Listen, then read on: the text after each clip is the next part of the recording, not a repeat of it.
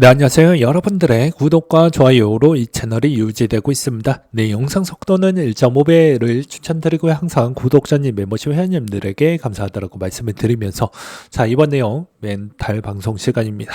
크게 망했다가 성공한 사람들에 따른 명언 5가지와 그 다음에 도끼가 넘쳐 흐르는 멘탈 명언 5가지 한번 준비를 해보았습니다. 자, 이번에 크게 망했다가 성공한 사람 5가지 먼저 보도록 하겠는데요. 성공은 마지막에 포기하지 않는 사람에게 주어진다. 그러니까 제가 뭐라고 했습니까?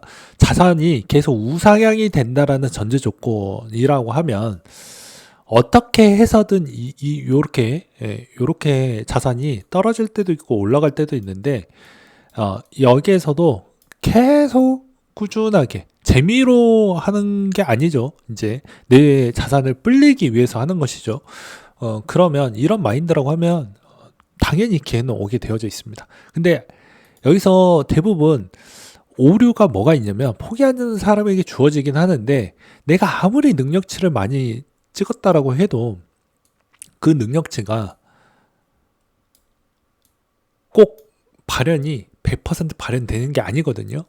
어떤 사람은 이 정도 능력치밖에 안 나오는 사람이 있고요. 어떤 사람은 이 정도 능력치까지 나오고 있는데 내가 어느 정도 그릇이 되는지도 확인이 필요하다라고 저는 말씀을 드릴 수가 있을 것 같습니다. 그리고 또한 투자적 관점에서도 자산이 우상향이 되는 자산은 상관이 없어요. 근데 알트코인은 우상향이 되는 코인이 몇 개 없잖아요. 뭐 대표적으로 트론 정도 볼 수 있고 에이다도 진짜 뭐 좀 적긴 하지만 그래도 에이다 정도까지는 뽑아낼 수 있는데 나머지 부분은 항상 현재 진행형이라고 저는 생각이 듭니다. 그리고 오래된 코인들도 여전히 횡보하는 그런 패턴이 훨씬 더 많기 때문에 그런 쪽에 베팅을 하는 건 정말 위험한 발상이다 라고 저는 말씀을 드릴 수가 있을 것 같습니다. 특히나 목돈이 많이 쌓이면 당연히 그렇게 베팅하는 건 좀 많은 위험도를 내가 인지하면서 하면 당연히 결과물이 안 좋았었을 때도 내가 선택했던 결과물이니까 인정이 빠른데 오히려 알트코인에다가 베팅을 크게 해놓고 그걸 불인정하시는 분들이 워낙 많기 때문에 이런 이야기를 한번 했다라고 볼 수가 있을 것 같고요. 나는 두려움을 극복하려고 시작한 것이 아니다. 더는 미룰 수 없기 때문에 머스크의 또 명언인데요. 이것도 이제 마찬가지인 게 내 인생이 20대 때 더 빨리 성공하면 그 다음부터 좀 순탄하게 많이 갑니다. 근데 20대 때 고통지수가 이걸 몰아서 하다 보니까 고통지수가 너무 커요. 이걸 이제 빗대어서 이야기하면 우리가 화생방 훈련을 좀 해보면 알거든요. 이 눈물, 콧물 다 나옵니다. 이거 견디기가 진짜 쉽지가 않아요. 그렇기 때문에 누구는 뛰쳐나가는 사람이 있어가지고 그 사람 때문에 한두 번 더 했던 사람들도 있을 겁니다. 근데 그걸 다 고통의 역치가 다르기 때문에 내가 그걸 견뎌낼 수 있는지 없는지를 자체 테스트를 해본 뒤에 베팅을 좀 하는 게 맞지 않을까 싶고요. 그 다음에 더는 미룰 수 없는 건 맞습니다. 왜냐하면 인생은 연령대비마다 기회 포인트가 있거든요. 그 기회 포인트가 사람으로 올 수 있고요. 돈으로도 올 수가 있는 거예요. 근데 이제 그 중에 내가 돈을 선택을 했으면 뭐가 됐든 간에 그 남은 10년 주기 안에서는 개고생에 따른 추이를 당연히 패시브로 한다라고 생각을 하면서 보내야 된다. 고통이 낮으면서 뭔가를 진행을 하려고 한다라는 건 어떻게 보면은 내가 무언가의 양보를 안 하고 베팅을 하는 것이기 때문에 성과의 퍼포먼스도 그거에 비례를 하면서 반감이 될 수밖에 없다라는 점도 이해를 하시면서 보시길 바라겠고요. 그 다음에 실패를 피하려다 인생을 피하게 되더라. 그러니까 실패는 제가 실패를 좀 일찍 했잖아요. 제 가족사도 이야기를 많이 하고 실패를 일찍 하다 보니까 오히려 이제 이 실패에 따른 두려움이 훨씬 더 큽니다. 그래서 초반에는 잘 하고 그 다음에 내려오는 비중이 조금씩 폼이 올라오거든요. 근데 실패는 아예 경험을 최소화시키는 게 중요한 것이지 많이 실패를 경험하는 것도 어찌 보면 인간이 견뎌낼 수 있을 만한 역치를 벗어난다고 저는 생각이 들어요. 그렇기 때문에 실패는 적당히 쌓아 놔야 그 다음에 준비를 더 잘할 수가 있는데 대부분 우리가 실패를 한번 하고 나서 교훈을 얻었으면 그렇게 실행에 옮겨야 되는데 대부분 잘 안 되죠. 그게 이제 흔한 게 금연. 그 다음에 금주, 다이어트, 그 다음에 투자인 것 같습니다. 투자의 실패를 맛봤는데 개선이 전혀 안 되는 사람은 전 너무 많이 봤습니다. 그 주변에서도. 그리고 허황된 꿈을 너무 많이 봤어요. 정말로. 회사 다녔을 때도 어떤 특정 선배는 이게 주식이 감자가 돼도 한 번 더 튈 수 있다라는 기대감으로 계속 들고 있다가 상장 폐지되는 경우도 많이 봤습니다. 그래 놓고 또 이상한 바이오에 이제 풀베팅을 또 들어가시더라고요. 과거에 연연해 하고 있는 거죠. 이거를 잘라내면서 최대한 잘라낼 수 없다라고 하면 과거의 경험을 했던 기반을 주축으로 좀 더 건강한 패턴으로 가야 되는데 그렇지 못하는 게 매우 아쉽다. 라는 것입니다. 코인 투자도 마찬가지이고요. 그리고 사람이 나를 끝났다라고 말할 때 나는 거기서 다시 시작을 합니다. 저 같은 경우에도 진짜 남들보다 10년을 알차게 보냈습니다. 그쵸? 10년, 15년 알차게 보냈어요. 직장생활. 그리고 나서 또 다른 시작을 또 하고 있기도 합니다. 그런데 사람들이 저기에서 한번 크게 잃고 나서 저 새끼 더 이상 일어나지 못할 것이다 라고 하지만 내가 얼마나 꼼꼼하게 잘 준비를 하면서 어떻게 나와의 약속을 잘 지켜나가면서 그렇게 준비를 해왔던 사람은 5년, 10년 뒤에 전혀 다른 형태로 가져갈 수가 있는데 그렇지 않을 경우에는 당연히 그런 퍼포먼스가 안 나오죠. 왜냐? 말과 다른 행동을 하고 있으면 내 자신과도 속이는데 그게 이루어지지 않지 않습니까? 나는 운동을 해야 된다라고 말은 주변 사람들한테 이야기를 많이 하지만 만약에 예를 들어서 말만 해놓고 헬스장을 안 가. 변화가 있나요? 그쵸?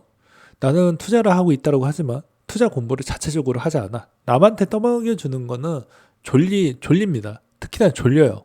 근데 내가 공부를 했던 걸 남한테 알려주는 형태로 하게 되면 졸리지가 않아요.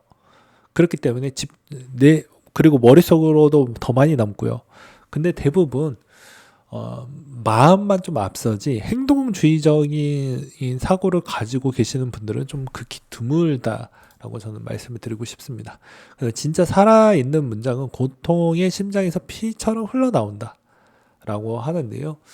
진짜 고통을 고통에서 끝낼 거냐, 고통을 추진력으로 사용을 할 거냐, 그 미묘한 차이라고 저는 생각을 합니다. 근데 이제 고통의 역치가 너무 커버리면 정신병이 걸리든지 아니면 또는 몸이 망가지든지 하는데 저 같은 경우는 몸이 많이 망가졌죠. 예. 그리고 당신이 날 싫어한다고 나는 당신을 생각할 시간도 없다. 그러니까 내 시간을 아주 알차게 쓰면요. 그리고 내가 잘 되면 알아서 사람들이 모입니다. 뭘 하든 모여요. 뭘 하든 칭찬을 많이 해줍니다. 왜냐? 그 안에서 나랑 친해져서 또 다른 비즈니스를 만들려고 하니까요. 그렇기 때문에 여러분들은 다른 시간적인 부분보다 나 자신을 챙기는 쪽에 더 시간을 많이 쓰는 게 전 맞다라고 보여집니다. 그건 뭐 20대가 됐던 30대가 됐던 60대가 됐던 70대가 됐던 간에 그건 동일하다라고 저는 보는 입장이고요. 고통을 견디면 모든 것이 너에게 무릎을 꿇을 것이다라고 하는데 이거는 누구나 알고 있기 때문에 저는 반대적 관점으로 이야기할게요. 고통의 역치가 다 다르다라고 아까 이야기를 했죠. 그러니까 내 역치를 어느 정도인지를 파악을 해야 됩니다. 내가 예를 들어서 4천만 원을 날려도 아무렇지 않고 그 재기가 가능할 건지 5천만 원을 날려도 재기가 가능할 건지 1억을 날리면 내 마음이 좀 흔들릴 것 같다라고 하면 그 구간 때부터는 내 그릇이 1억 미만이구나라는 거 알 수 있습니다. 총시드가 그래서 정말 중요하다라고 볼 수가 있는 거예요. 그렇지 않으면 쉽지 않습니다. 기업인들이 특히나 MSTR 마이클 셀러 형님을 믿는 구석이 어디 있겠습니까? 자기 자신인가요? 아니죠. 기업이 가지고 있는 자산 가치를 잘 활용을 해서 다 같이 돋보이게 되는 것일 뿐입니다.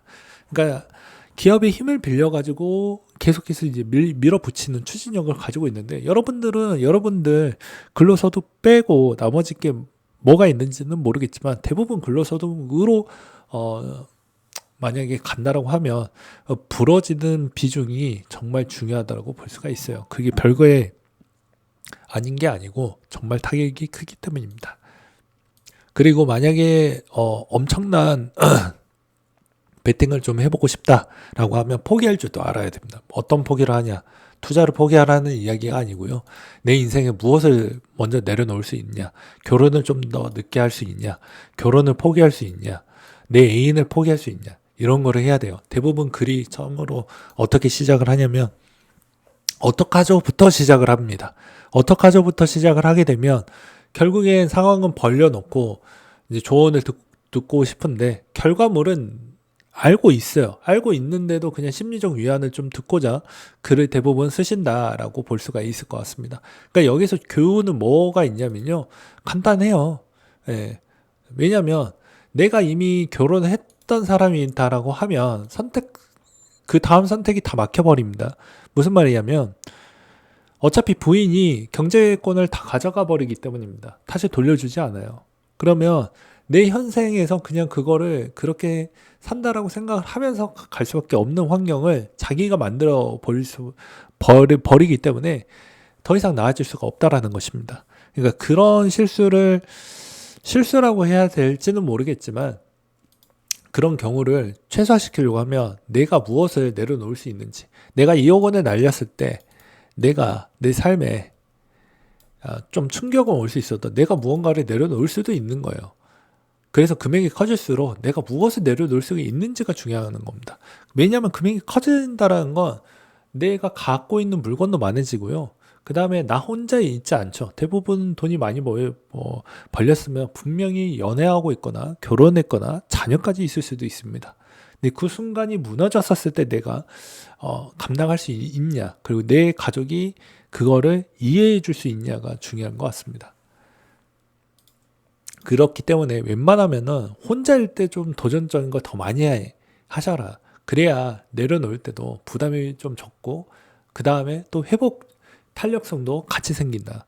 왜냐면 자존심이 다 무너져 버리기 때문입니다. 그 다음으로 누군가 나를 위해 문 열어주지 않는다면 나는 직접 문을 부셔서 한다. 이건 실행력이죠. 대부분 실행력이 약합니다. 그래서 이게 정말 쉽지 않는다라고 볼 수가 있는 것이고요. 운이 좋았던 적은 단 한 번도 없죠. 모든 건 내가 만들어낸 것이다. 제가 이 내용 문구가 제일 좋아하는 내용인데요. 내가 만들어가는 거지 남이 만들어주는 게 아닙니다. 남이 만들어주는 부분은 이게 진짜로 어디까지 진실되고 어디까지 내가 믿을 수 있을 만한 신뢰도 구간은 내가 한 번 더 복습을 하거나 또는 내가 직접 공부하지 않으면 그게 어느 정도까지 그게 뭐라고 이야기를 해야 될까? 와닿지가 않는다라고 보는 게 맞지 않을까 싶어요. 그렇기 때문에 웬만하면은 와닿게 만들려고 하면 내 것으로 만들어야 됩니다. 근데 그게 정말 쉽지 않는다. 대부분 생체 에너지도 많이 쓰는 거예요. 집중력을 쓸 수 있는 게 인간의 한계의 지점이 있기 때문에 그 집중을 어디다가 더 많이 쓸 거냐? 노는데 더 많이 쓸 거냐? 돈 버는데 더 많이 쓸 거냐? 돈 버는데 더 쓰는데 남이 알려주는 부분이 있다라고 하는데 그걸 내 걸로 승화시키는 그 과정도 정말 중요한데 거기다가도 시간을 더 많이 쓸 수가 있냐가 중요하다라고 볼 수 있습니다. 나폴레옹이 이런 이야기를 했다라고 합니다. 내 운명은 내가 만들어 가는 것이다. 여기에서 남한테 흉보고 남한테 비판만 하고 그렇게 하면서 내 인생이 무너진 부분을 그냥 그대로 방치를 할 것인지 남은 남대로 그냥 남이 하는 대로 그냥 내버려 두고 내 자신을 가꾸고 내 자신을 성장시키고 내 자신이 실패해 왔었을 때 어떻게 할 것인지를 더욱더 회사의 로드맵처럼 아주 체계적으로 타닥타닥타닥 다 만들어 놓고 할 수 있게끔 만들어 갈 것인지는 여러분들의 행동에 따라서 달라진다. 그리고 만약에 지금 25년도도 이제 막 1분기밖에 안 지나갔기 때문에 우리 구독자님들은 충분히 잘 할 수 있을 거라고 보여집니다. 왜냐하면 이게 처음에만 힘들지 한 달 지나면 대부분 어느 정도까지는 하게 되어져 있습니다.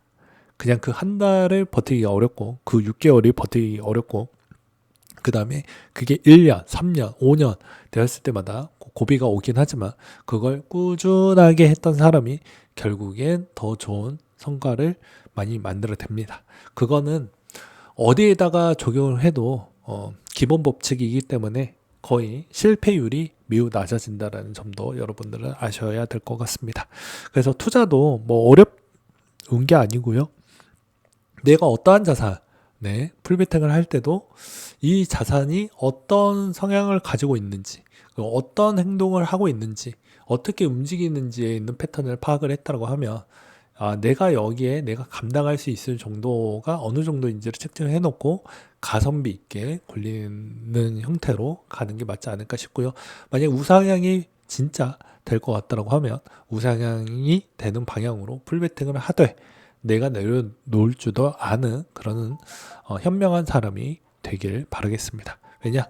타인은 그것까지도 이해해 주는 사람은 별로 없기 때문입니다. 심지어 가족들도 이해하기가 어렵죠. 그래서 이런 이야기를 하는 것입니다. 상당히 좀 무게감이 있고 되게 어려운 이야기라고 볼 수 있는데 제 말이 이 말도 어느 정도 이해했고 그다음에 어느 정도 대충 이 사람이 의도가 무엇인지 제대로 파악하셨다라고 하면 아마 뭔 말인지 아실 것입니다.